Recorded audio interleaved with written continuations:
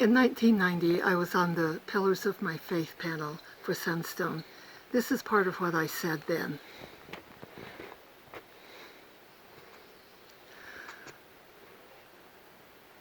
Two aspects of God's character that I am searching to understand most keenly right now are diversity and free agency. First, diversity. Last week, I stood in a little meadow below our cabin in the mountains east of Salt Lake City, up to my waist in green plants. Slowly, I rotated in a circle, looking at what was growing within a 3-foot radius. I counted 23 different varieties, none of them trees or shrubs, none of them flowering, all of them a different shade of green. All of them a different shade of green.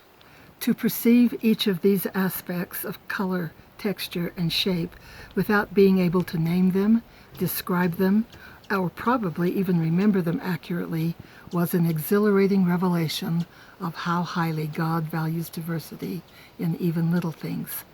God doesn't plant lawns, He plants meadows, but we belong to a church that right now values lawns.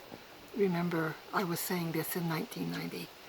Their sameness, their conformity, the ease with which they can all be cut to the same height, watered on schedule, and replaced by new turf if necessary, and against which it is easy to spot dandelions. All organizations are limited in their ability to handle diversity, but our church seems particularly limited right now in its ability to cherish and nurture individuals,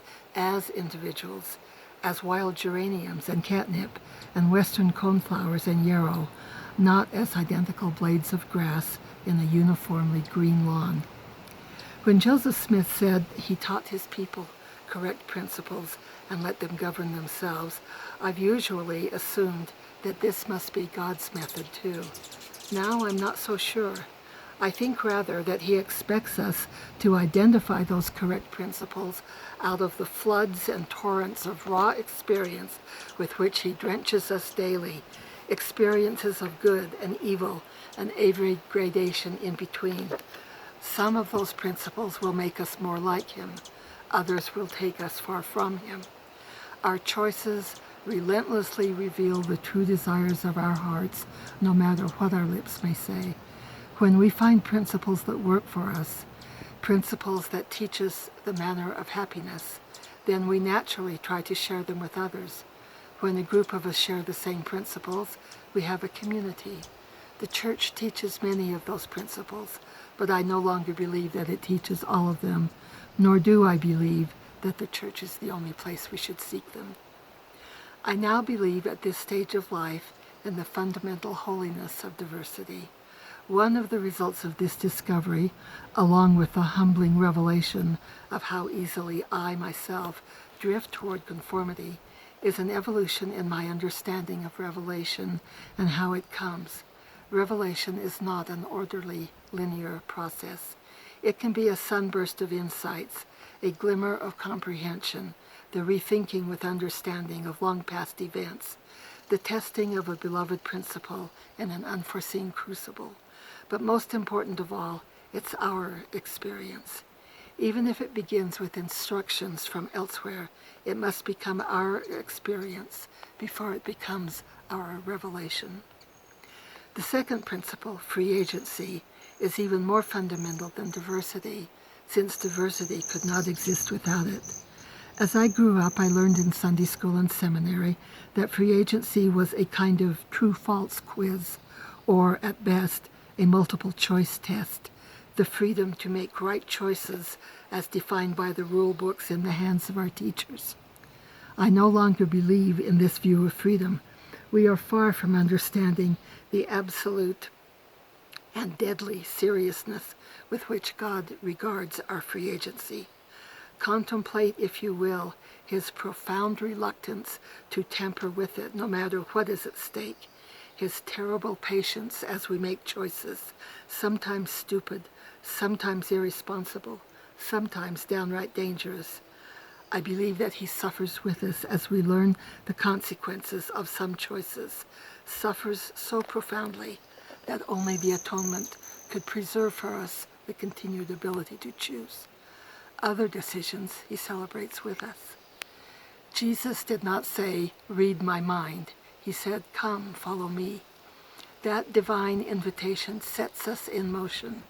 Freedom is a dance that we enter into, understanding only as we move that each gesture flings grace or grief to the far reaches of the universe. It is a dance with life, with death, and ultimately with the light that fills the immensity of space, where no space exists without kingdom. Patience is hard, but I plan to still be here when the church stops experimenting with lawns and refocuses on the garden which the Lord has planted. The glory of the church, realized in many shining ways even now, is its ability to foster conditions in which richly loving relationships can thrive with each other, with God. And ultimately, it is these relationships that are our defense against the darkness of despair. Then shall the Lord comfort Zion, and he will make her wilderness like Eden, and her desert like the garden of the Lord. Joy and gladness shall be found therein, thanksgiving and the voice of melody.